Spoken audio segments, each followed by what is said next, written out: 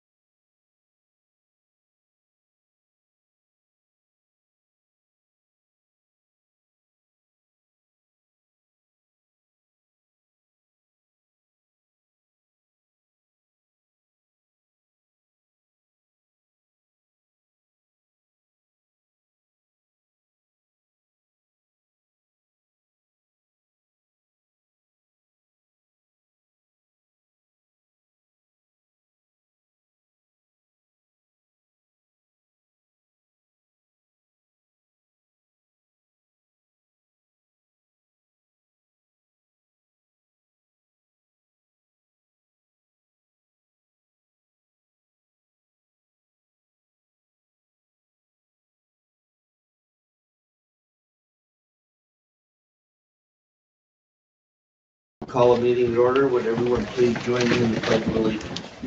I pledge allegiance to the flag of the United States of America and to the republic for which it stands, one nation, under God, indivisible, with liberty and justice for all. Welcome everyone this morning. First order of business will be to approve the agenda. Bruce, are there any changes? Two things to note, please, Mr. Chairman. Have not yet received the state health nurse agreement, so that will be for another day. Please cross that off. And then at 8:15, if you would please add an executive session pursuant to 1-25-2 subsection 1 regarding personnel. Sheriff will have a quick matter for your consideration.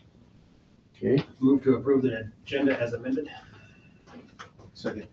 Okay, motion by Jennings, seconded by Flanagan to approve the amended agenda. All those in favor of the motion will say aye. Aye. Opposed?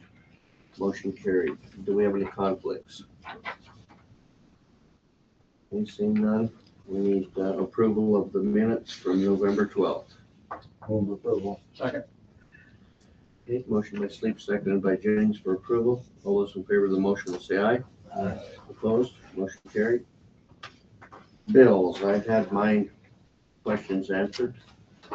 Move to approve the bills as presented. Second. Okay, motion by Jennings, seconded by Flanagan for approval of the bills from November 12th. All those in favor of the motion will say aye. Aye. Opposed? Motion carried. Personnel, Brenda, please. Yes, I have, four from the sheriff's office and one from information systems and technology.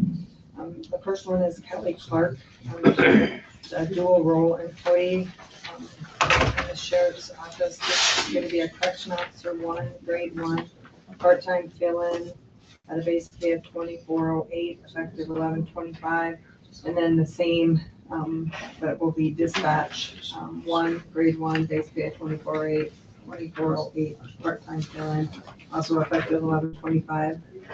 Jesse Clark is a new hire, dispatcher, grade 1, base pay of $24.08, full-time permanent employee, also 11/25/25. And then a cell phone stipend for Stone Terhune, starting on 10/28/2025, and that'll be at $104 a month. And then under information system technology, Shawnee Lafferty will be information systems and technology specialist, grade 1, base pay 30/59, full-time permanent employee effective on December 10th of 25. That's all I have for personnel. Where is your Shawnee find to live? She lives in Eagle Butte at this time, but I'm looking to relocate to Lawrence County. How about the other one? I was wondering about the dual employment. What's the second? Dual employment for two of them. Yeah, so Kelly Clark will be just filling in for both dispatch and the jail. So when they need somebody to fill in a shift, then she can do in both, the dispatch or the jail. Right, thank you. You're welcome. Okay, what's your pleasure on? Move to approve the new hires and cell phone stipend as presented. Second. Okay, motion by Jennings, seconded by Slate for approval. All those in favor of the motion will say aye. Aye. Opposed? Motion carried. Do we have any travel requests, Brenda? At lunch. Okay, request for state aid for the veteran service officer salary. Yeah, we received the participation for the veteran service officer. This agreement needs to be signed. If you choose to, it'll take effect on January 1st of 26 and go through December 31st of 26, and will continue each year thereafter, and unless we decide to terminate or make changes at that time. So I just need a motion to authorize the chairman to sign if you wish.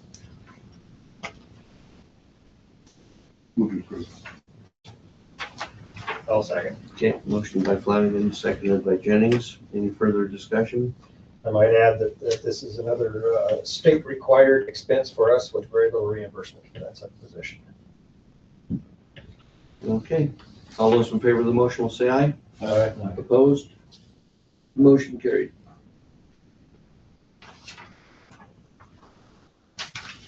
Any general business, Brenda? No, that's all I have. Okay. Get this one. Agreement. Extension agreement. Oh, yes, sorry. So this is the annual memorandum of understanding between SDSU and Lawrence County for the 4-H educator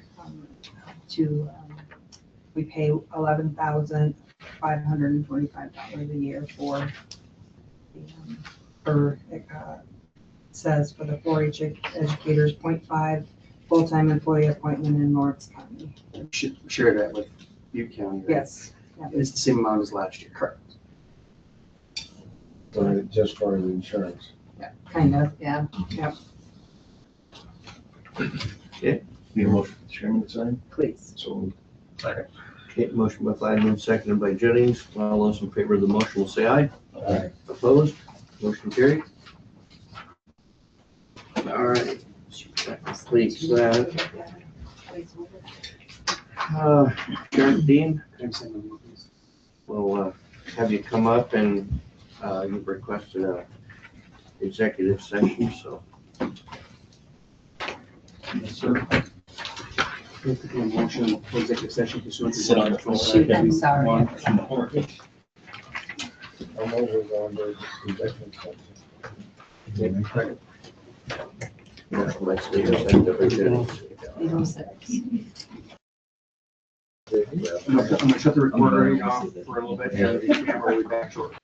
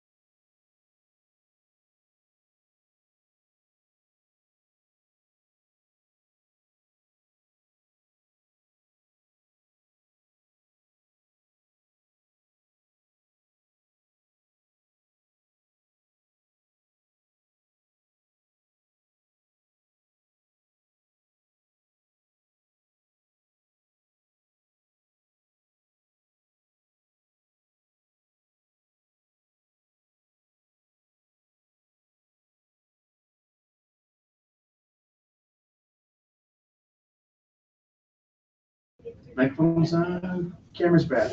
People in. Yep, oops, we're back. Open Thank you, the, open the corral door. Okay. You get straight out. 8:12. You want to carry you? Yeah. Well, it's 5.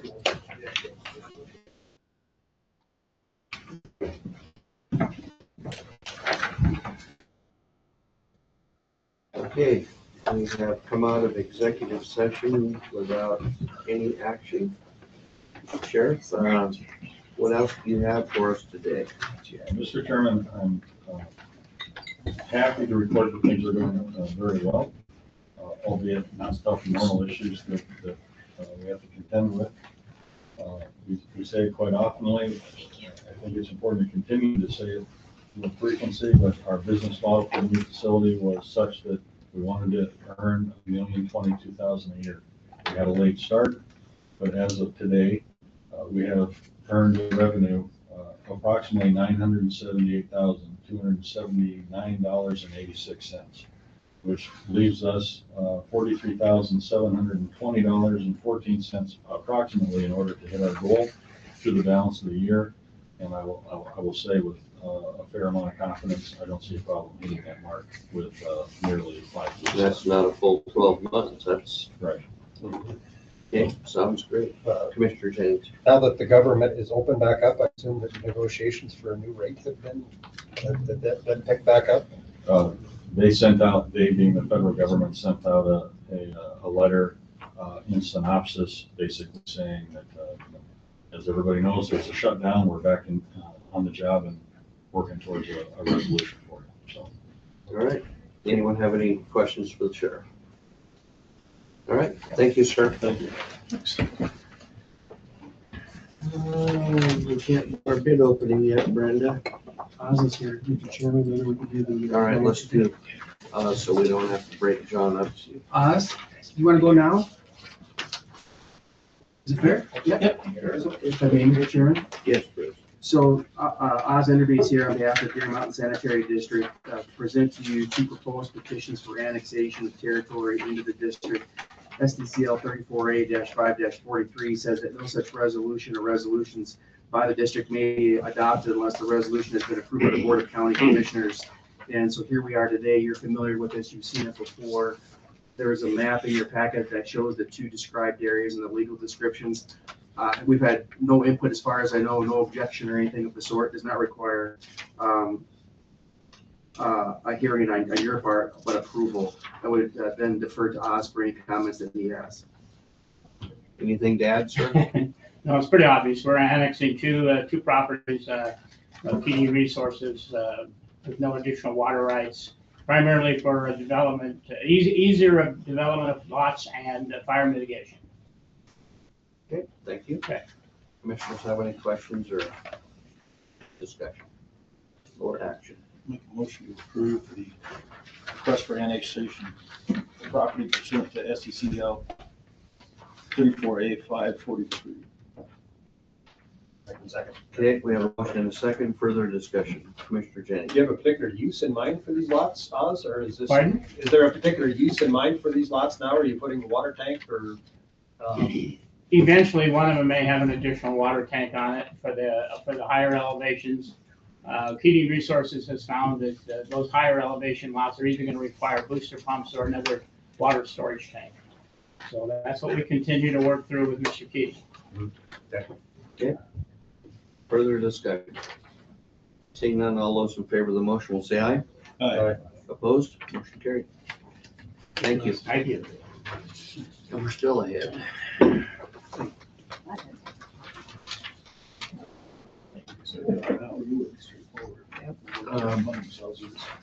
I don't want to mess John's agenda up here, so we'll just take a quick break until 8:25, which we have the bid opening at that time. Okay. Pause the recording for the microphone.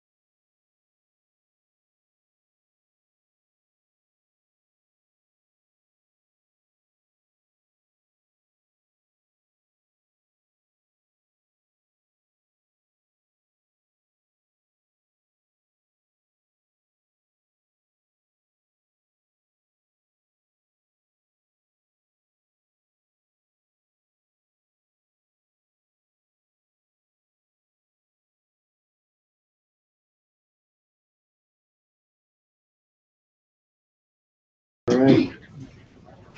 I believe we can, Mr. Bay,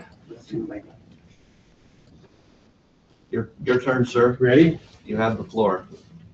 Good morning. Good morning.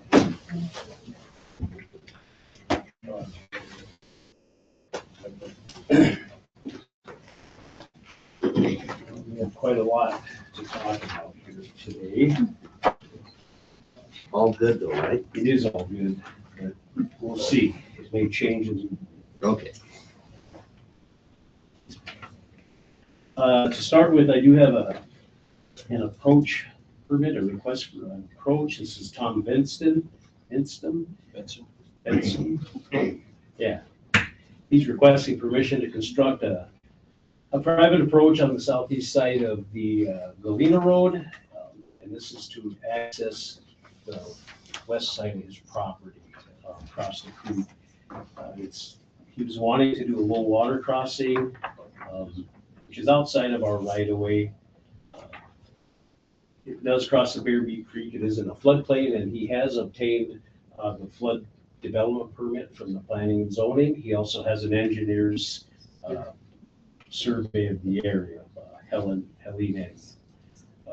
It is located between two existing approaches, and I know in the pictures that I sent you,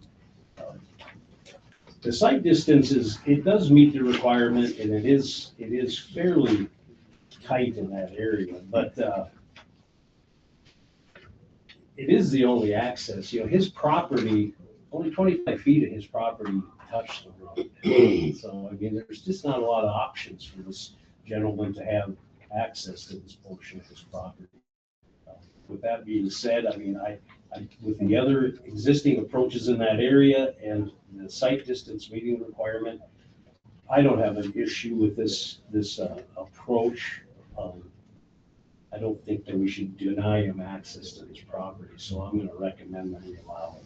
And I would like your guys' input on it.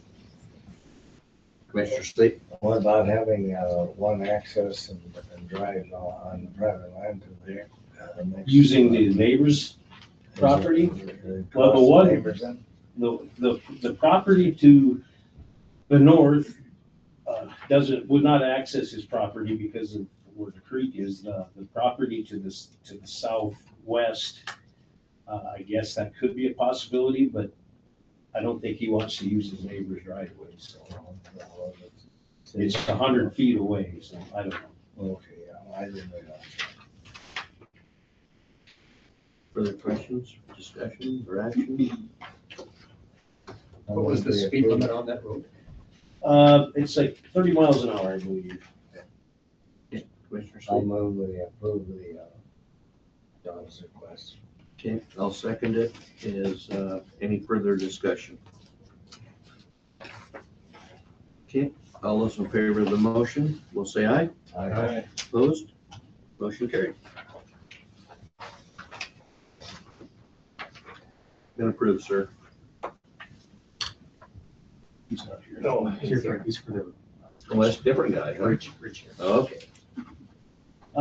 Second on my list here is I'm asking to set a bid date for our paving project for the 2026 paving of the Nemo Road. I'd like to have a bid opening at 8:30 a.m. on December the 23rd in this room. This will be for the next 3.6 miles of the Nemo Road, and that where we left off last year, which is just kind of near the old Ridge Road, and this will take us to the Hay Creek area. I'd like to set a bid date for December 23rd, 8:30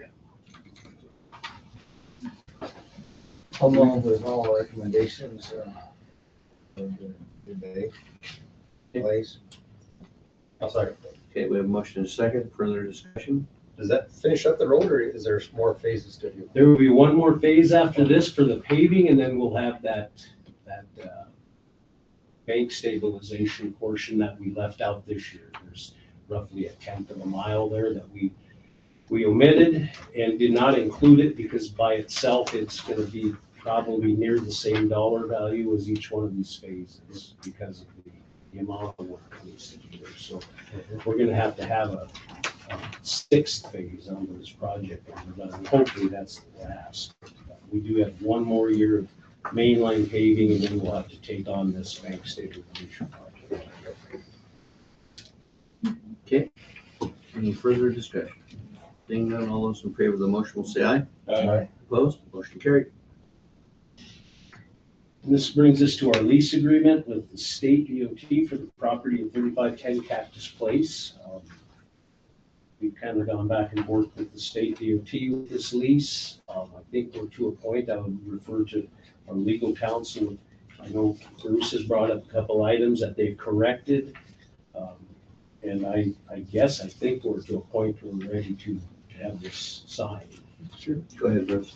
John will correct me if I'm wrong. I think that the purpose of it is that the DOT doesn't have much operations left there on site. They have their salt shed, right, basically. And then there's a building there. And inside that building is where the water is that supplies our weed shop and the highway shop. Is that fair? That is correct. And I think last year there was no heat in that They building. turned the heat on. And it caused a problem. So this would allow us to maintain the heat in there to avoid that problem. And utilize the building. If we're gonna heat it, we just as well keep some of our equipment in it as well. And we have made an agreement with the state to allow them to use our fuel system also. Their fuel system is shuttered. They will use our fuel system, and then we will request reimbursement. So I think we have 3 of their operators that are set up to use our fuel. They still have a loader there that they will use to load their trucks, and they have a salt shed still there. So the equipment that comes out of Sturgis, they can't go all the way to Wyoming and back, so they're gonna still use this location for, and I think in this lease agreement, it is spelled out what portion they use, so. Anyway, I guess we feel it is ready for a signature. Questions or discussion? Motion on the chairman to sign. Second. Okay, we have a motion and a second. Further discussion? So did I understand it right, that the weed portion is in the state building?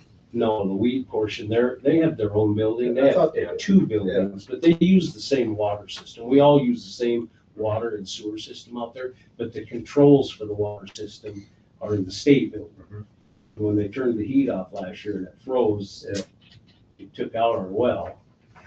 And, we absorbed the cost to fix the well. I think it was in that $6,000 range roughly. We paid to have the well replaced, the well pump. So that's what started this whole thing, is we're trying to make sure that we at least keep that from happening. But if we're gonna pay to heat that building, I just assume keep some of our equipment in it. We have, Absolutely. we don't have enough room in our shop for all of our equipment there. We have stuff that still sits outside. So this will get all of our plow trucks and our graders inside, so we don't leave nothing outside. Sounds good. Have you done anything about the land there? That's another topic. That's Oh, yeah. This maintains the status quo for now. It's an annual agreement, so this gets us by to this time next year. Okay, all those in favor of the motion will say aye. Aye. Opposed? Motion carried. We'll get her signed. Do you have a copy to sign? I do. It requires Brenda, I think, to notarize it. You want me to send it to the gentleman, or do you want to do it, John? If you would like to, you certainly can. Okay. I have a note to do so. Thank you.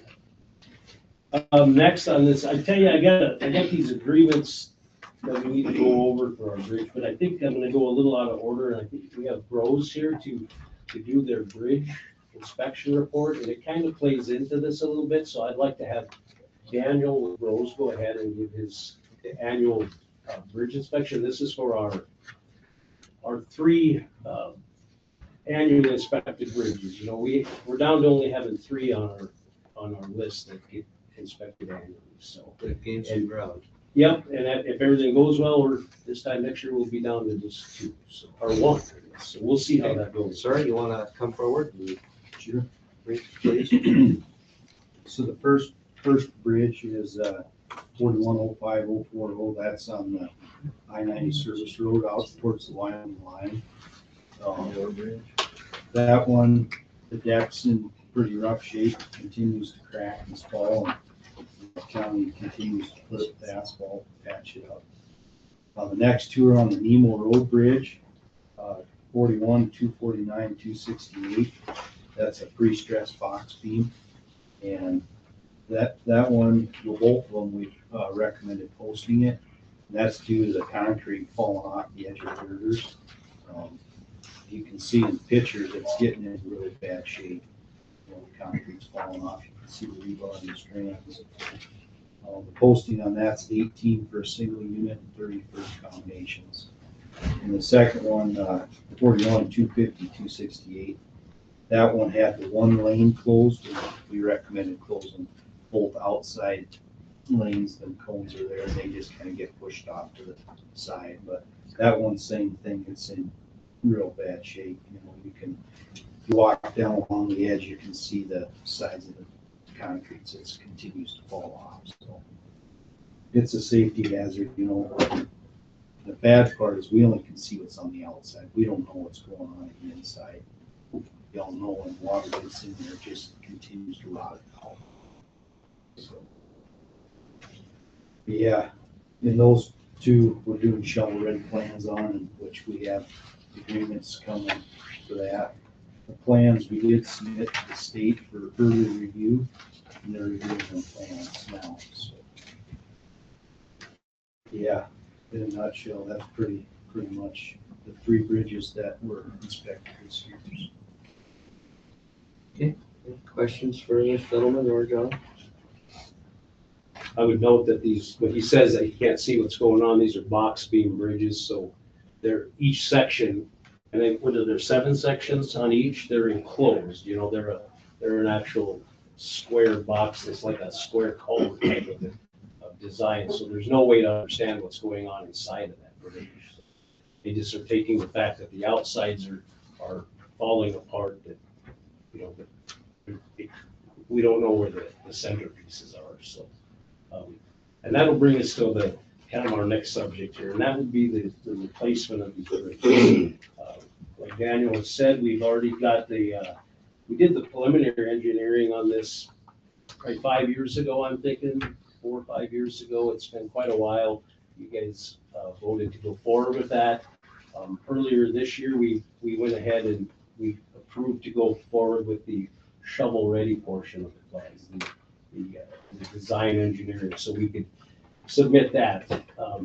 Once these bridges are posted, they're going to score pretty high for the big program, which we plan on submitting January 2nd, the grant applications. With that being said, we've met extensively with the landowners on this project, and we've come to several agreements. And I'm going to start with probably the most prevalent agreement, and that will be the fact that Blum Lane is an existing road. It is a private approach to 4 properties. It already bypasses both of these bridges. We've made an agreement with the landowners that if we use their road, Blum Lane, as our bypass for this project for the course of the year, the estimated time to do these bridges, that at the end we'll return the road back to its original shape and width, with the exception of we will pave their road. We will give them a paved surface at the end of the project. Also, a portion of the agreement, any millings that we use out at the bridge portion of it, we'll use that millings for grading, and anything left over we will let them use for their driveways and their approaches.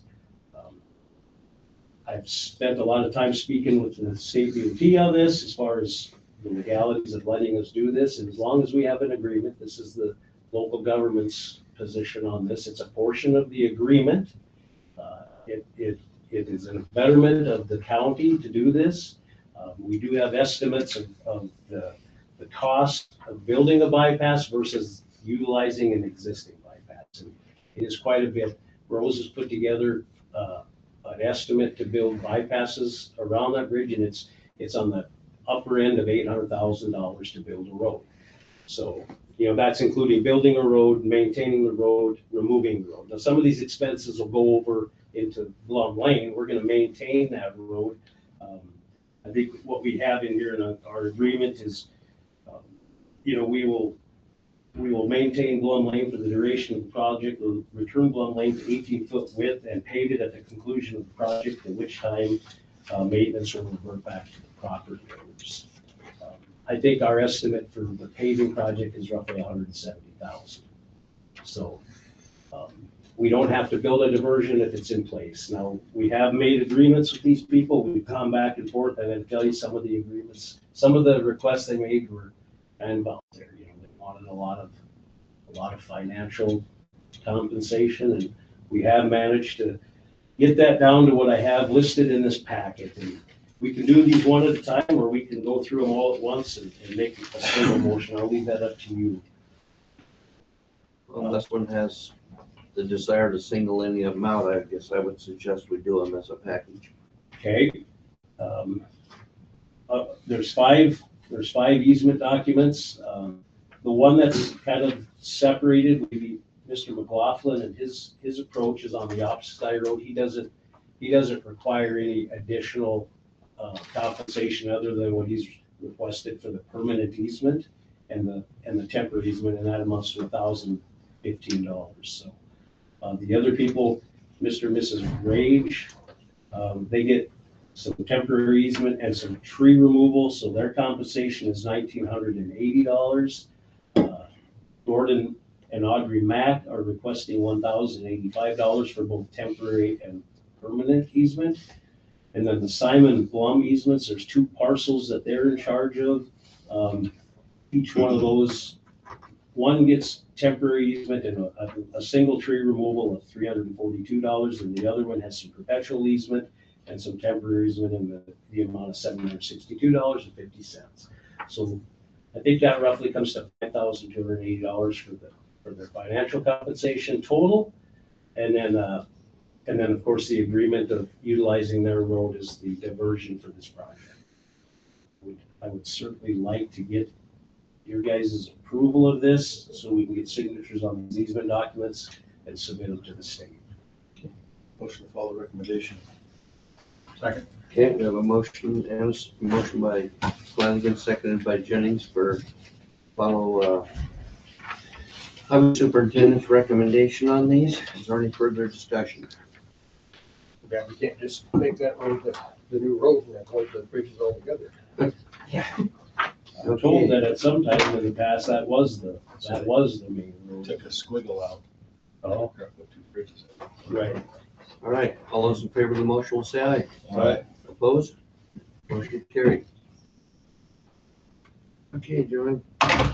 With that being said, we have contacted and I think you had copies of the letters that we sent to the utilities. So we have utility easement and right-of-way easements that also need your signature, and I would like to have those as well.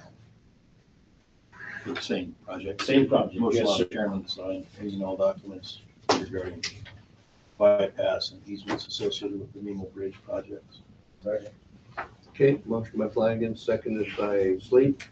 All those in favor of the motion will say aye. Aye. Opposed? Motion carried. And again, could I make sure you have a blue pen? Yes, it's blue. Thank you. Inside now.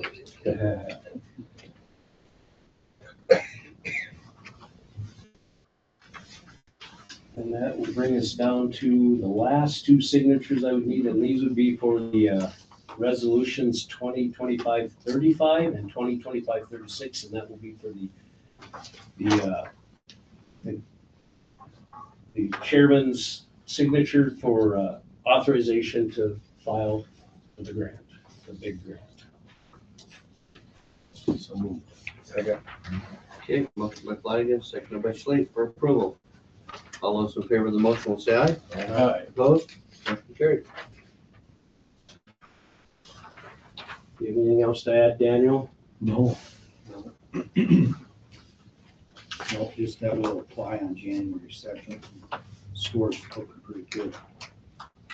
to get the drain. We'll do that in March. What is without building a bypass, what is the diversion of that? It would be a long way. When you build It's a quarter of a mile. just the diversion is, but Correct. if those bridges fail, you gotta go through benchmark and around. Oh, yeah. Bannock, or Well, there's and probably that- another one. Yeah, or Mayor Estes. There you go. Correct. Yeah. So they scored pretty high. Last year, I mean, I think 50.4 was the scoring number. So of course, we don't know that. Depends on how many people apply for big grants. So Well, thank you for all your hard work on trying to do this as inexpensive as you can. Sounds like you saved the county some money I there. hope so. And these need to happen sooner or later. Yeah. Okay, what else you got for us, John? I think the city of Spearfish is here. They have a plat that is, this is for some of this new development that is down on the corner of Colorado Boulevard and Maitland Road. I think they can give us a little more information on that. I believe this is all commercial property. Is that correct? That's correct. So the property itself is all within city limits already. The city owns the property. We've entered into a couple of purchase agreements to sell off some of these lots. The reason that we're here today is because a portion of it on the eastern side abuts Maitland Road. And there is an additional 17 feet of right-of-way dedication there that we're requesting in order for future improvements to be made to Maitland Road. I expect at that time we'd be back here before you all with the design of that intersection with Colorado Boulevard and discussion around the jurisdiction of that portion of Maitland Road. At this point, there are no additional accesses requested off of Maitland. Okay, John, do you have anything further? I would recommend that no additional accesses in this area are allowed off of Maitland. I think for the average daily traffic count in that area and the condition of the Maitland Road in that area, I don't think it is a candidate for commercial approaches. Now, they have, Aspen Drive is that's gonna be a through road at some point, and that is a city street. And then it is also connects to Colorado Boulevard by what will be Sawmill Avenue. So I guess at this time, I would have to say any accesses to any of these properties should come from either of those roads. So at which point, I don't know why we would need to be involved in any of this, but I'll leave that to you, gentlemen. Okay. Well, we follow our recommendation. Okay, I'll I don't know second what it. his Further recommendation discussion. is. I totally miss. Well, I would actually would be looking for your recommendation of what if any business we have in this, I guess is what I'm asking. If we're not gonna allow approaches off of the Maitland Road and all approaches are gonna be from the newly built Aspen Drive or Sawmill Avenue, if no accesses are gonna be there and it's all within city limits and with city streets, I just don't know why we would be involved at all. Why we would be the highway authority at all at this point. Aspen Drive hasn't been approved by the county yet, is it?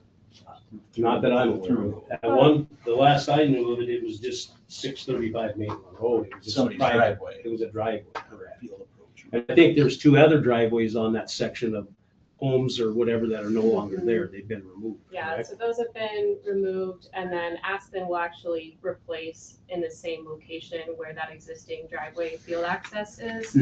My understanding is that portion of Maitland is still within the county's jurisdiction, which is why we brought it before you all. We can remove the highway superintendent's signature if you feel it's not necessary in this case. I don't feel that it's necessary for us to be the highway authority on this. If it's in the future, none of these lots are going to access a county road. And certainly if there's a point there where we think that this road would change jurisdictions, being that it's within city limits on either side. So, I would anticipate. So, Mr. Chairman, you're treating it as more of an informational meeting today. Yeah, I'm gonna remove my second to the motion after the further discussion. All right. Okay, we're gonna treat it as an informational and keep our nose out. Are you pulling the plat for request, or are you still asking us to sign it? If Because if you it's still in don't feel front of your us, we need to signature is necessary, we'll just remove that signature block. Okay. Then it will go just through the Is planning everyone okay process with as that is. on the board? Yes. Yes. Commissioners are all okay? My concern is if the city still thinks we have mainland, which they do, that they can put whatever driveways or reactivate whatever driveways exist along that portion, which we don't want to deal with. But again, I don't think Maitland Road all the way around the bend is ours. What the part that the city paved is the city's. And the part that the city milled should also be the city's. But we're past it, I think. So by doing this, we're not giving up any authority on approving a post permit. I think that's the main thing. Right. Okay, thank you. Thank you. Thank you. What else do you have for us, Mr. Bay? You got to read the hill. Sorry. At this time, I don't have anything else. I would like to point out, I think I gave you a picture of a bridge that we just did our own kind of a low slump overlay on. And this is all based off of our last bridge inspection report. I just wanted you guys to be aware. When we do get bridge inspection reports and recommendations that we do to them, this is a particular bridge where I know, I think we all got an email from a homeowner in that area that the bridge was in terrible condition, and this is the bridge that we picked this year to do kind of an annual facelift on, and it came out real nice. It certainly looks a lot better. Yeah, we're gonna see how it holds up. I mean, that bridge has been a kind of an ongoing issue for a while. It kind of falls between the cracks when it comes to grant applications. It doesn't qualify for a preservation project, and it's in too good a shape to qualify for a replacement project. So this is what we did. This year, we'll see how it holds up. It gets a lot of traffic and Dump trucks.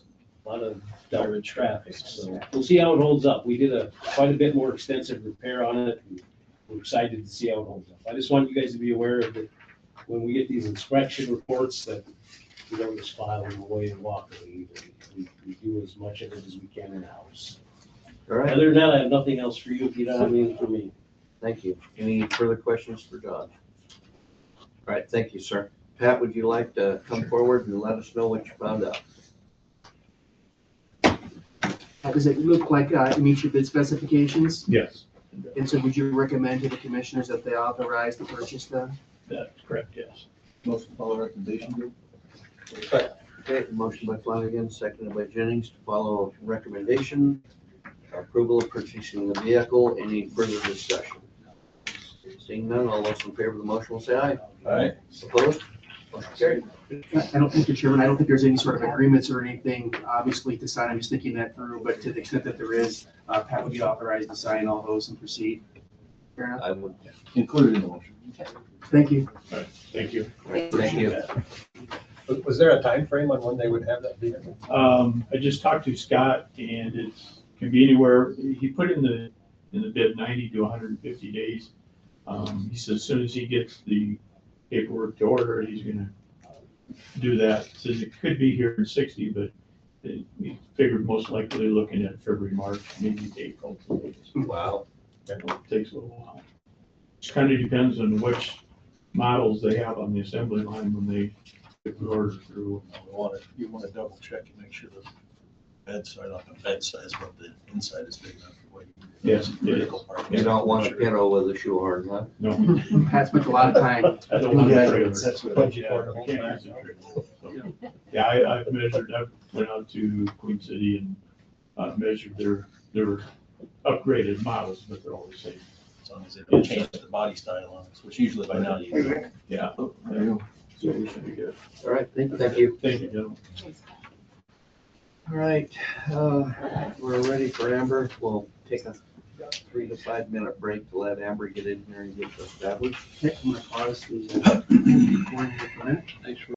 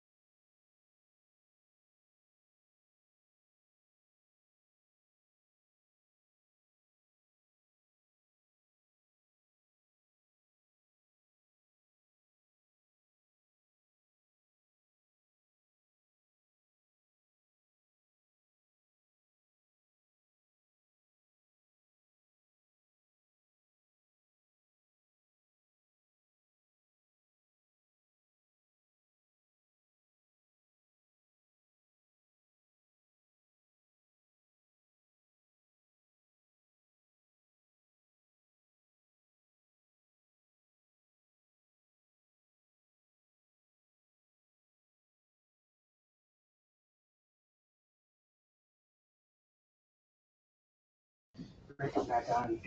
My daughter was saying she don't like snakes, and she goes, how many trash snakes got burned up? And I I'm not don't done know, with turtles it. got Yeah, burned up. that's right. Tell me to make good use of my supplies. Whenever you're ready, Amber. I think we're back on, aren't we? Yep, you got your guys back on there. So the first item is the professional services agreement from Tom Paisley, and I think, did you have the original? Bruce took it. So we've just done this the last, I don't know, like this is our third year with him. We just sign a contract every year, and basically if and when we get into a situation that we need a commercial review or something that's just kind of off. Have you used him very much? Yeah, we probably, maybe 4 or 5 times a year, not a lot, but enough. It's a lot cheaper paying him the contract rate than having like another person to do commercial review. I think we paid, when I looked, I think that's, I'm negative in that budget this year because we didn't know how much we were gonna use. Like maybe 5,000-ish, give or take. It's not too bad, and it works pretty good. We only have maybe 3 to 5 commercial permits a year. So it's pretty good money spent. He has all the commercial. Pretty much commercial, because that's out of Jeff's wheelhouse, because it's like, most of them in kitchens. Like a restaurant, because there's all those different things that you have to do for kitchens and fire safety and like the hood vent and things like that. That's for the most part what we've used it for. Or like we used it when that house burned down to determine if the foundation was savable or not. So it's kind of those off ones that we end up using them for. So we just need to sign it. I think that's all Bruce has had you do in the past, is just sign the agreement. Nothing really had changed. It's 20% of the building permit fee is what we pay him. So basically, when the person pays the building permit fee, we're giving 20% of that fee to him. Or, yeah, or $100 an hour, depending. He usually looks at it of which one is going to be lesser, is kind of what he does. Yeah. What's your pleasure? Move it also, that we authorize the chairman to sign the professional services agreement with Lookout Plan and Post Consulting, LLC. Second. Okay, motion by Jennings, seconded by Flanagan. Any further discussion? Seeing none, all those in favor of the motion will say aye. Aye. Opposed? Motion carried.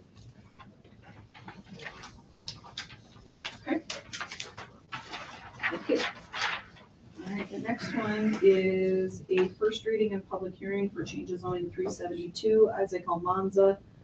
The property located out on St. Ange Road. His goal would be to do 8 to 10 acre lots with, or 8 10-acre lots with an A2 zoning district designation. There would be a change of zoning from A1 to A2. There would be a second reading on December 9th. The staff report is included. I don't know. Oh, yep. Are you here for that one? Yep. Okay. Okay, well, this is just the public hearing and first reading. No action will be taken today, but we will have the public hearing, of which I will open at this time. If you'd like to speak for or against this, I would ask that you would please stand, state your name and address for the record, and go forward. Do we have anyone in the body of the audience that would like to speak at this time? Do you want to go first, or? Go ahead. Okay. My name is Tim Vanderhyde. I live just over the hill from this particular area. I feel a little bit like the Dutch boy with his finger in the dike, trying to speak against development in this area, which I guess is going to happen at some point. I know when Richard Steinmeier was alive, he would have never believed that there were going to be requests to make housing developments out of his alfalfa fields, but the world changes. I understand that. The thing that I would like to bring to your attention is Article 2 of the residential agricultural district, the county zoning ordinance. The part that applies to this in the first paragraph indicates that the intent of the residential, I'm going to paraphrase a little bit, agricultural district is to provide a district that will provide a large lot buffer between A1 agriculture and municipal boundaries. As I read that statute, or that particular ordinance, I guess it is, the A1 district has to be between municipal and county. In this particular instance, the land that they're requesting to be placed into the A2 district is surrounded by agricultural property. There is if you read it broadly, as I think they're wanting to do, they're saying, well, it's close. And it is. It's close to municipal boundary. But there is an agricultural operation to the immediately between the city and this particular piece of land. And in fact, on all sides, it's surrounded by agricultural property. And they're trying to skip over ag property in order to put in this So I hit camera. Hey, if someone online, would you please mute your mic? Thank you. Go ahead. So that's, I'm sorry. Go ahead. I can't hear very well, so I don't hear whatever's going No, on. someone who got online has had their mic on, so it happens.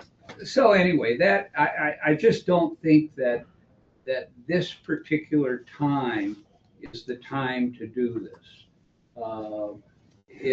And I think that it's a violation of your own subdivision ordinance. They want to skip over. I mean, and I know that people are going to say, well, we've done this before.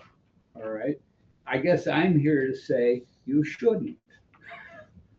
You should obey your ordinance. And I think my neighbor here, who's more directly affected, maybe wants to say something. No, I don't. Are you finished, sir? Yeah. Okay, is there anyone else in the body of the room that would like to speak for or against this? Seeing none? Rick Weller, 618 North 5th Street. I think we fit within all the county requirements for asking for rezoning. And it goes along with the Lawrence County comp plan pretty nicely. And I think it would also create a nice buffer from city limits to county. Makes a nice buffer going in between. Guess I'll just keep it short and to that point. Okay. Anyone else in the body of the room that would like to speak at this time? How about online? Is there anyone online that would like to speak at this time? If so, please state your name and address for the record.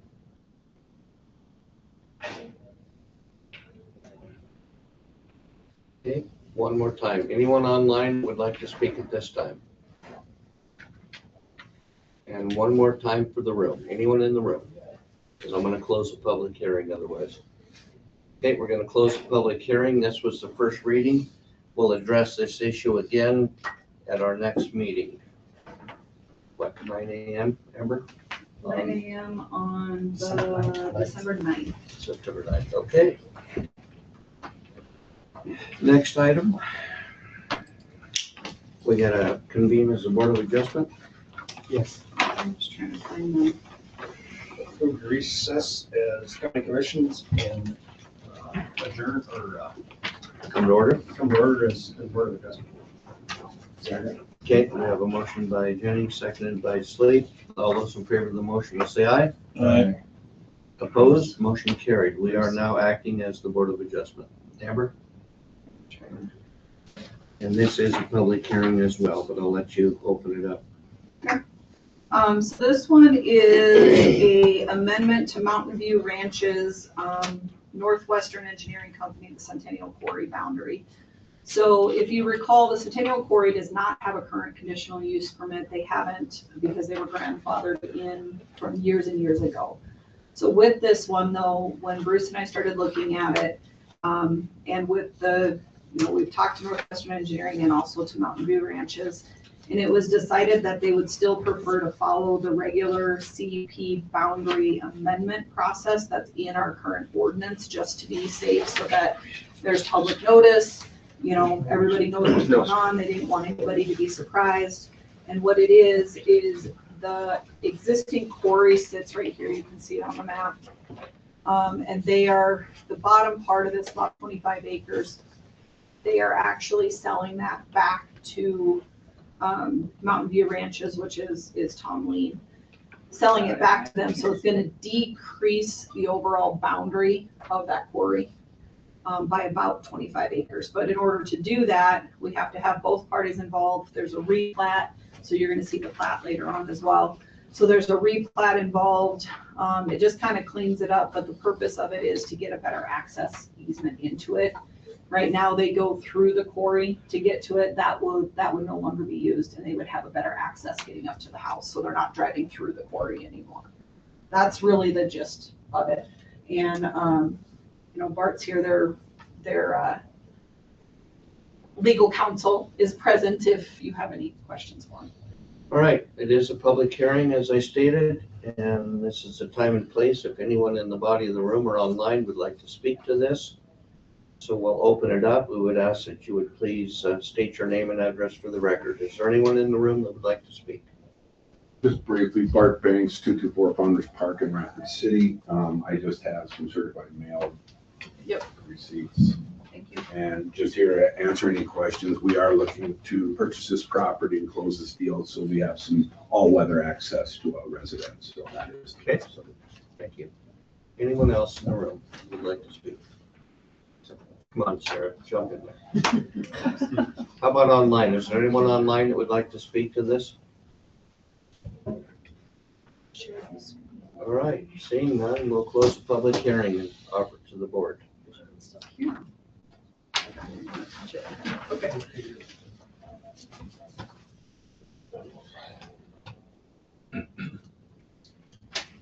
I'm still struggling with this, amending a CUP that doesn't exist. What action are we actually doing here? You are going to amend the boundary of the existing property because they did a grandfathered status. Yeah, that's different than the plat. I think that's my confusion. It's not. You have to do the amendment so the quarry knows that you're changing their boundary first before we can issue a plat. Okay. So that's why. Okay. Commissioner Flanagan. Yeah, Does it's that hard to make sense? explain. It took me a while to grasp this. They have existing property, and under our current ordinance, you have to have a mine boundary. We are the existing plat that consists of their official or unofficial or grandfathered, however you want to call it, mine boundary is now being altered. Correct. So because we're changing existing conditions to something that is not in compliance yet, we still need to have record. I would probably go through this. This is Well, and I imagine the only way you could really do it that makes any sense to keep it for the future. consistent. At some point, they want to come in and actually do a modern CUP, then they'll need to have this If part they expanded corrected to it, do right, so Because what- they're changing the existing property boundary. Yeah, what happened is about 5 years ago, when the quarry was originally looking at expanding, we made an agreement with them that what's there is what's there. Anything changing from that, you will be brought under the current regulations. So that's what it is, because in our current regulations, a major amendment, which requires public notice, says any change in the boundary. That it specifically says that. So that's why we're making them do the public hearing part. Yep. And just for clarification, there can be a zero boundary buffer. In other words, when you're mining, it's not necessarily required that you have to have 500 feet to the edge of the property to mine anymore. I think once upon a time that may have been there. You but still have there are to different unless they do a properties. waiver. What was on waiver? And Lean And does normally, that. yeah, it'd be the He adjacent doesn't property care. owner that would be the big one that has to do with that, and this is the person involved. And that's the part that I needed to also Yeah. make sure and clarify that fit into my, that it's him. my head. And yeah. so if you guys approve this buffer waiver, it will go in our records, not the buffer waiver, I'm sorry. If you include the change to the boundary, that goes in our records against theirs, that, okay, they've decreased the boundary, so if at any time they decide to expand, they still have to be brought into compliance under our current regulation. Okay. So it's just mainly so we don't lose track of what that boundary was. Yeah, and I understand all the boundary aspects of it in the process. Yep. The hang up was amending a CUP that didn't exist. And you're not really amending a CUP, but we're using the same Same process, just so that there was public notice. That was the big And thing. I was trying to Yeah. put that all together in my head too. Finally got to somewhere where I was comfortable with it, and I had to say it out loud to make sure that I had it right. And then the plat that you're gonna have after this shows that change. So they actually platted, this is the one, this is the new one. So we made them plat it, which is also good because now we have a actual boundary. Did this come before planning and zoning? Yep, and they recommended approval. Motion to follow recommendation.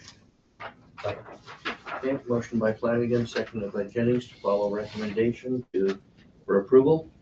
Any further discussion? I was gonna say that,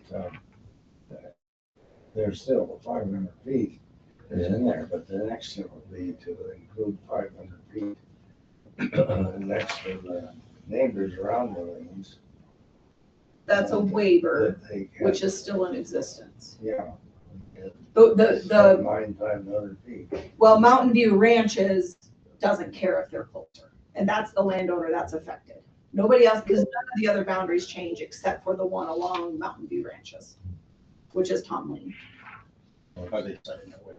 Are you giving them a waiver? That I don't think they're gonna have to, Okay, from the looks of the boundary. They Oh. can, they've done one before.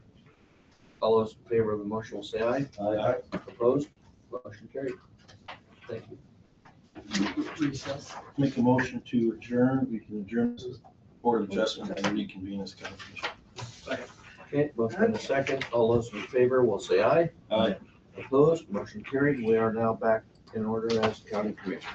Okay, so now this one is the plat itself for Mountain View Ranches. There's a copy in here that shows where the new boundary lines will be. So the lien lot will be 72.06 acres. It's getting combined into that. And then lot 2R is 55.61, and that's because that was a revised lot. It used to be lot 2. Lot 1R is 35.16 acres, same thing, it's a revised lot.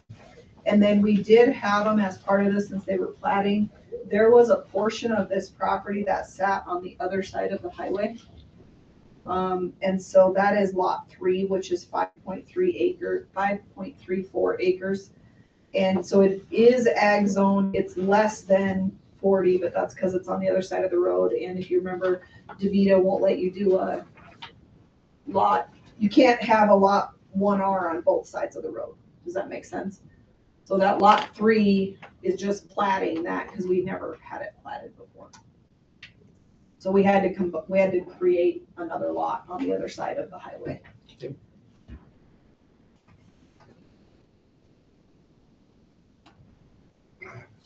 What's the board's pleasure? Kind of cleans that up too.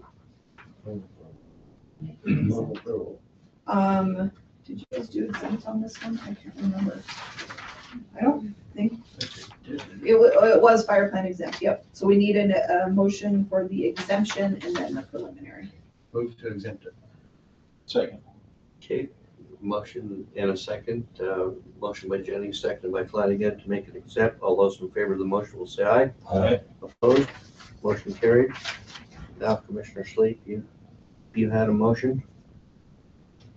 Well, that took care of it, didn't it? You have to approve the preliminary now. Yeah. Oh, okay, I'll make a motion to approve. Okay. Okay, and seconded by Jennings. Any further discussion? Seeing none, all those in favor of the motion will say aye. Opposed? Motion carried. All right, Amber, our last one, preliminary and final plat on the Shelby. All right, so this one, I believe Gene Peskus was on. Yes, I am. Okay, so this one is a plat for lot 63R of Tract K at Paradise Acres 2. And what it is it shows an existing structure and they are purchasing the easement that is on there. At the last meeting, you guys, I think, continued this discussion to this meeting, if I remember right. And so there was question on whether or not that 66-foot utility easement dedicated by this plat, vacating the centerline 66-foot private access easement plat. You can see that on the drawing. You had question on if that could be done this way and if it was. I thought we continued it.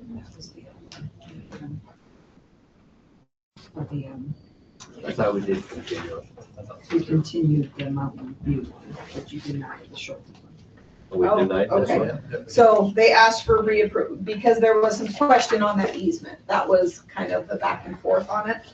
And so we went back to the landowner and let him know, hey, the recommendation, and they wanted to be on the phone to talk to you about that easement. And I think, Brandon, your specific question was if it was access to that back property, was that landowner aware of the change? I think was your specific question to me.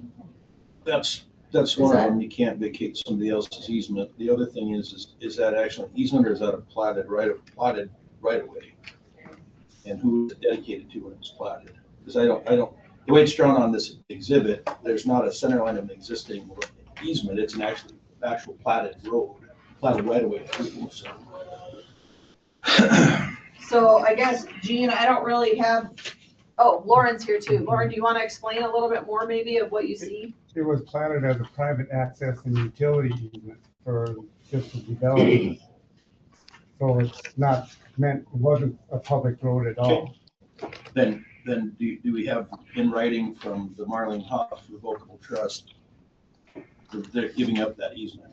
Well, it's not meant for them. It wasn't meant for them. And so it wasn't access to their property for them. Who was it for? It was for the Maitland partners, if they were to ever purchase the property past that road. Lauren, may I just interrupt just for a little bit, please? Sure. Okay. Gentlemen, I guess this is Gene Pesca. Quite honestly, as far as that easement there, we had been talking one time that we were going to purchase some of that property or we were going to do some development beyond there. So that's the reason that went in there.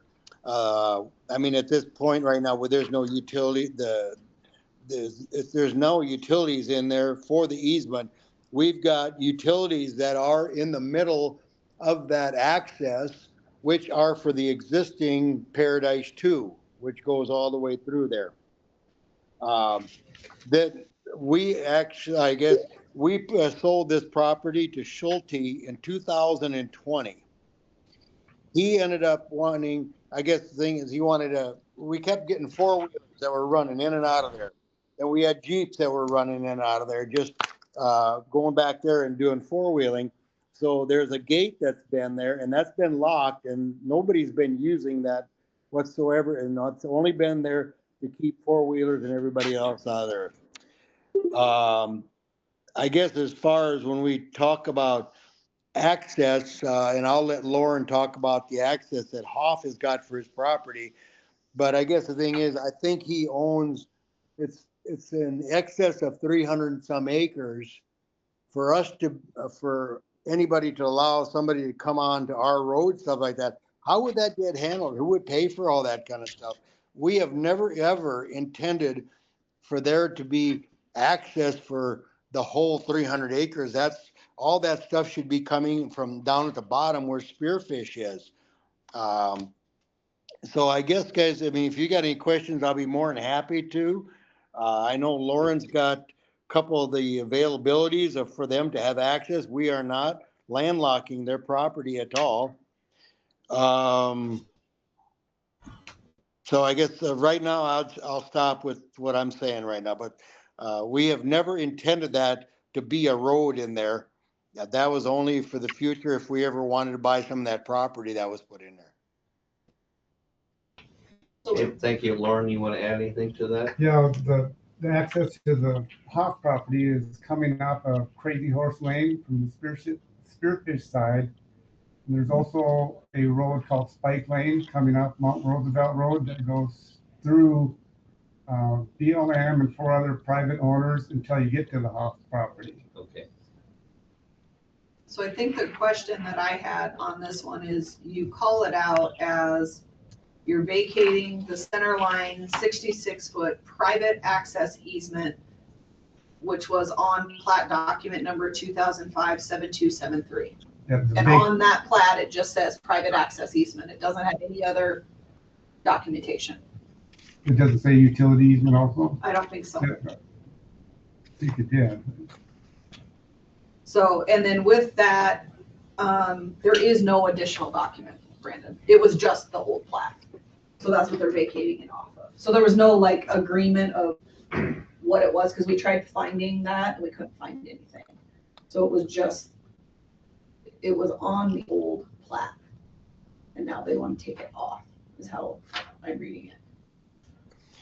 If, Amber, if I might just add, please, this also is right in front of, there's the house that was sold in 2020, the Schulte property. This goes directly right in front of their place. So I guess that would, besides the other reasons that we've talked about, it would be an absolute hindrance to to give anybody any kind of access for traffic going in and out of there. Okay, what's the board want to do? But I'm still, as I'm trying to think through this. So this is private access for utilities that's platted in. So I don't see. No, I want to clarify, because that's a difference. They are asking, no, they're asking for a new utility easement with this plat, but they're vacating the private access easement that was on the old plat. Okay. So they're vacating a private access easement. They talked about the intent was never to provide access to the other properties, but I'm not sure that that matters. Is it an access is an access? It doesn't matter why you did it. So that's, I'm still conflicted then with that we're shutting off access to another property without the other property owner giving his blessing on that. Well, may I interrupt? Yes, please. That's the point. It's private, not a public.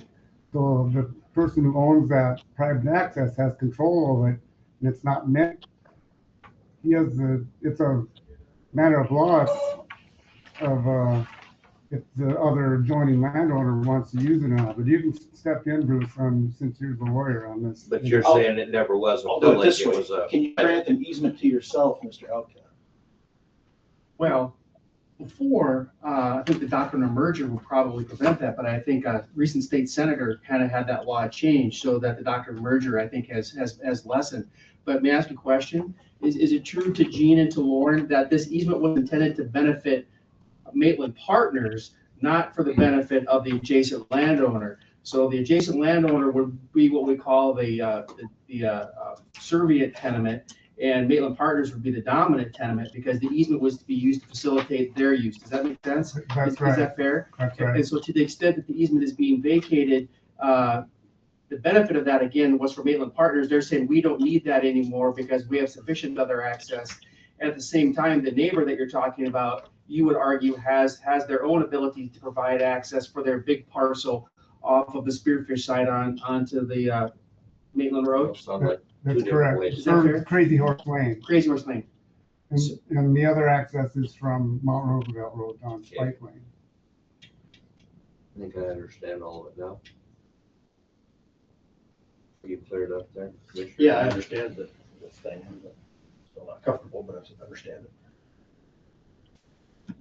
Okay. Mr. Chair, I'm asking one question. Go ahead. Lauren, do you know, does the neighbor, I can't think of the name, does the neighbor They have property that actually fronts the Maitland Road then, is that fair? No, No. or what No, Crazy there's- Horse Lane or, Well,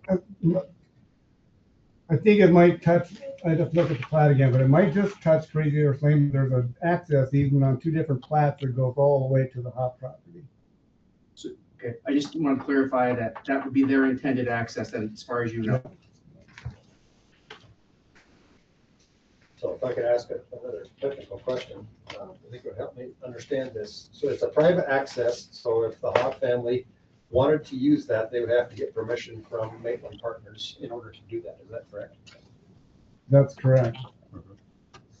I don't think they would right now. There's a private access easement that's in effect right now And it only goes to that from, lot, and from, that's it. from the road to their property. I think they have it when they, as They the have lot access. exists right now, they can drive across that private access easement. No, it's private, not public. They're under the control of Maitland Partners to have access through that private access.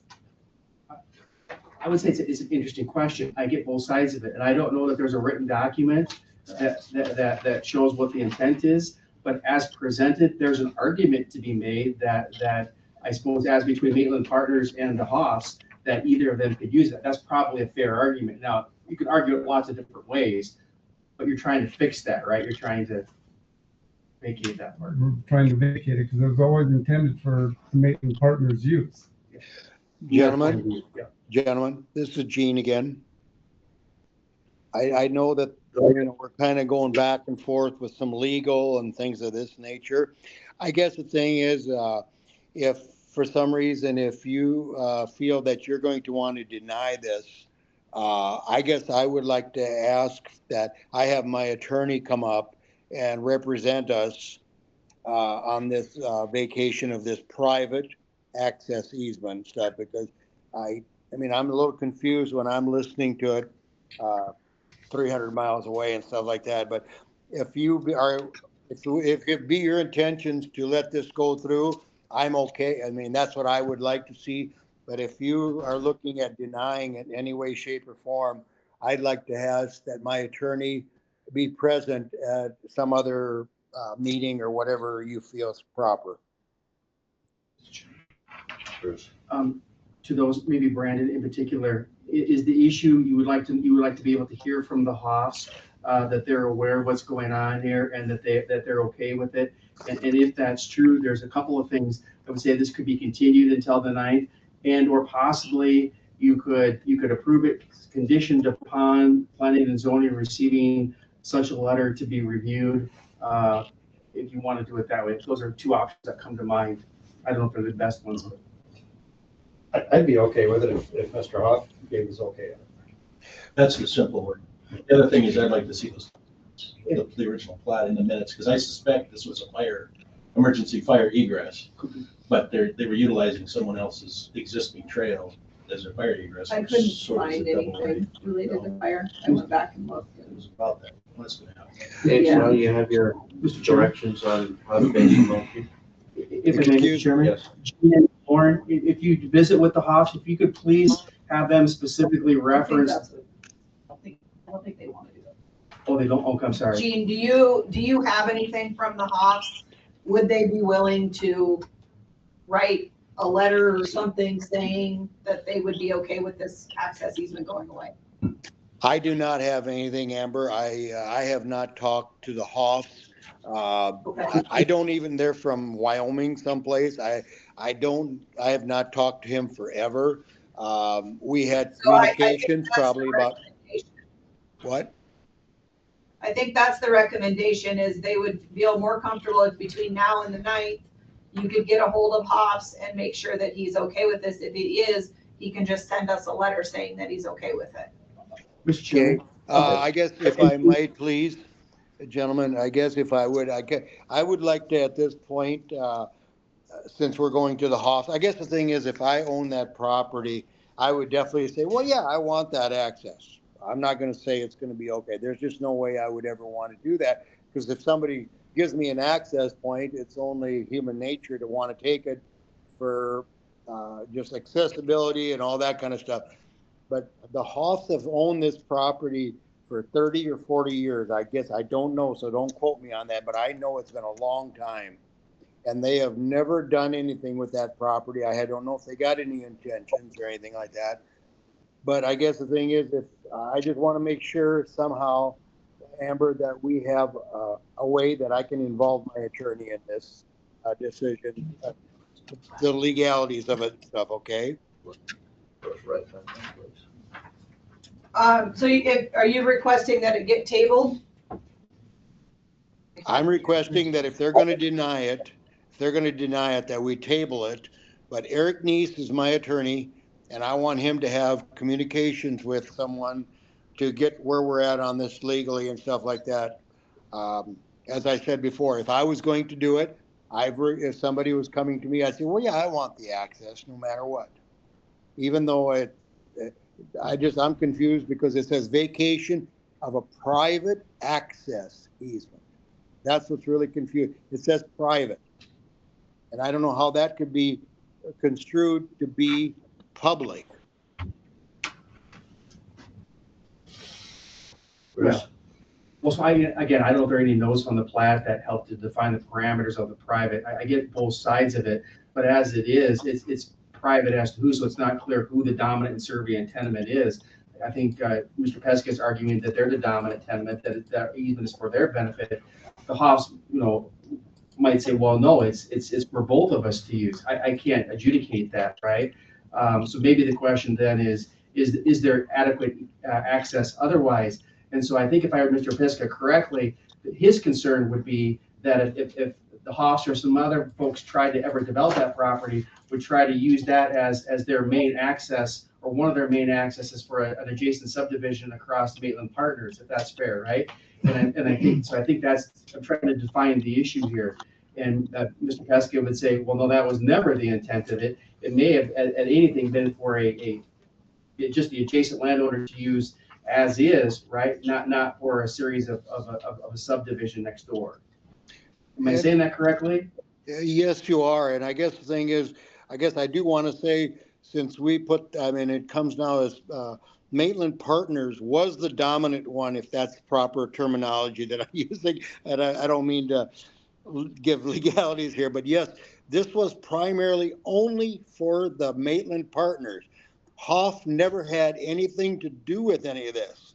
I was involved in this thing with Lauren and stuff like that. So, and this was prepared by Eric Neese for us to have a public-private easement if we wanted it.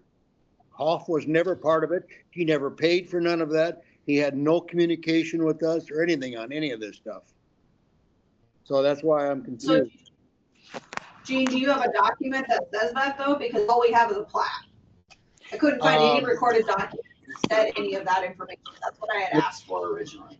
The document that I'm reading right now is document 2023-01434.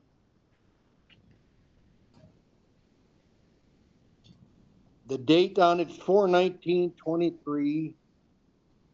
I don't know what else. And it was filed with Lawrence County Registry of Deeds. Okay, we just needed the document number. That's what I had. We had requested something that proved what that easement was. Okay, all right. And all we got was a plat. Okay, So I don't know, Bruce, I think he went upstairs to get a copy of it. Okay, all right. That road, that private access is also not part of the road district that's out there. I think James stated that. I just wanted to clarify it. All right, we're gonna take a few minutes here, let Bruce do his research. Do I need to stay on the line? That's up to you. They haven't made a decision, but I think you've provided the information that they need at this point, and then Lauren can probably let you know. Okay, I'm heading to another appointment, so I'm going to keep my phone on here and stuff like that. I hope I don't lose you. But if something happens that I lose you or something like that, will you, I guess Lauren will be my representative.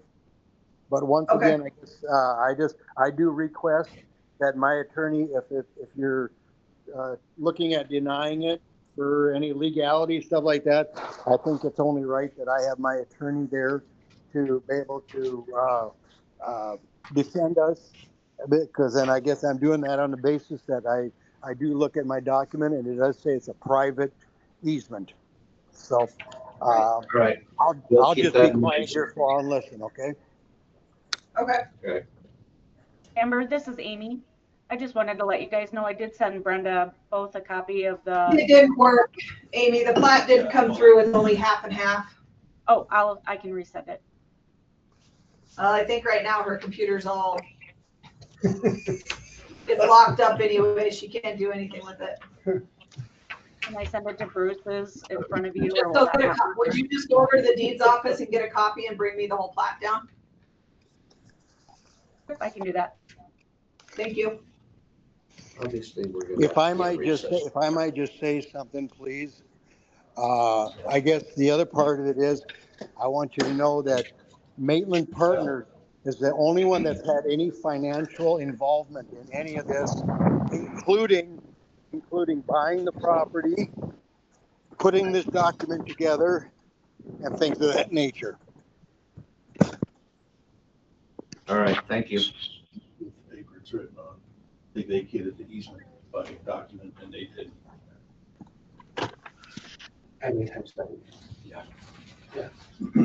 He just says, I vacate this easement, won't file it. All right, it sounds like we better continue this at the next meeting. December 9th? Give them the opportunity to present. Okay. Need a motion to continue. I think so. So moved. Second. Okay, a motion by Flanagan, seconded by Jennings to continue this to the, is it December 9th? It'd be December 9th, Gene, and if you choose to have your legal counsel here, you can. It'll be, I don't have a time yet, but probably right around 9 o'clock again. Okay, so right now you're tabling it? Yep, we continued it to December 9th. December 9th? Yep, Okay, that'd be fine. okay, and then you can request Eric to be here if you want. He can always call Bruce if he wants to talk before that. Okay, all righty, okay. I'd be happy to do that. Thank you very much for your consideration. No problem. Great, thank you, everyone. Thanks, Lauren. Did I do the motion? Did you? All those in favor of the motion, will say You aye. had a motion, but I don't know if you. know there's a second. Opposed? Yeah. Yeah, I second Okay. that. Opposed? All right, it's continued. I'd like to see a copy of that plat, Yeah. any minutes associated with it. 'Cause I All know right. There's an old trail there. And I don't We see are it. down to Brett. We are ready for you Okay, on your 10-year reappraisal plan. all right. You have the floor. So for the state has started, they've always audited a pretty informal equalization office. Now they're doing this online and they have many questions I have to answer. And one of them is whether I have a reappraisal plan. And so I sat down and made one. Our reappraisal plan too has been fairly informal. We've gone usually every year and, well, where do we need to go? So it hasn't always been, sometimes we've gone back to places before getting to other ones within that time period. So I decided to make well, and the thing is too, we're supposed to officially do a 4 to 6 year reappraisal plan. That's just not possible. With 12,000 improved residential properties, 1141 commercial and other. It's just, so I'd like to call this a reappraisal plan and not a 10-year in the sense of it's just a reappraisal plan. It's just taking place over 10 years instead of the state, 4 to 6. So I made a map too, kind of to show you the areas. Try to make it as plausible as possible to you too. But kind of the years and where. Obviously, this area is fairly large and it takes a very long time to travel around in it. So there's a lot less parcels in it that we look at, but it's just going to take a long time because of how big it is. Same within the southeast corner. So one of the other requirements was that I needed to present this to the county commission. So this is kind of just showing you what we're gonna try to do as far as a reappraisal plan. Okay. And we'll try to do it, just keep going at it, so. All right. Yeah, Any you have any questions for Brett? questions? So I guess we've heard a lot about property tax Mhm. issues, and a lot of that is because of the reappraisals, the values of the owner occupied homes going up. Is that? No, that is because of market value. And Right. that is really the only The reappraisal. market values cause the appraisals going up, though. And so as you reappraise those homes, their value has gone up. Sometimes that affects the taxes, sometimes it does not. And actually, I would say this, honestly, reappraisal is more of what we're supposed to be doing, equalization. Mhm. It's really to go back and see if anything's been done. More of the value increases are occurring at sales time, when we're getting the sales and going, whoa, what is going on with this property? Why did it sell for $200,000 more than what we had it valued for? So then we go in and look at the listing, see if we've missed anything, stuff like that. Reappraisal honestly is looking at every property in it and going, okay, some of these, for example, we even went through this year, went down. It is, some went up, some went down, but it's really bringing them closer to what they are. So a reappraisal is more of equalization. More of that value increase is more because of sales. And that was my concern, Brett, Yeah. that as the values, if the values went back down, that the homeowners wouldn't have to wait for 10 years to see that reflected in their valuation. But what you're Well- saying is as you notice sales Yeah. differences, then you go back, even if it's not the current Right. year. Yeah. That was my question. Yeah, Thank you. yeah. So yeah, every time we look at each sale, see what's going on with it, and there's something we've missed, or because it's maybe been, a lot of times people remodel before they sell. Mhm. Well, if we looked at them 10 years ago, and all of a sudden we might not have gotten back to them and realized that they finished their basement or did something, Mhm. remodel. Yep. Yep, okay, thank you. Yep. All right. Any further questions for Brett? Brett, do you want him to take action to approve that as a plan? I don't know if it needs to be approved, it just needed to be presented. Yeah, All right. so I We appreciate you. acknowledge it's been presented. It's in all the right. minutes. Great, thank you. Thank you. Yep. All right. We're down to items from the public. Is there anyone in the body of the room or online that would like to speak to the board at this time? Not seeing anything, so we'll close that. Items from the commissioners. All right, I would entertain a motion to adjourn. Move to adjourn. All right, we are adjourned. Okay, we'll shut the recording off. Thank you, everyone. And I've got everything.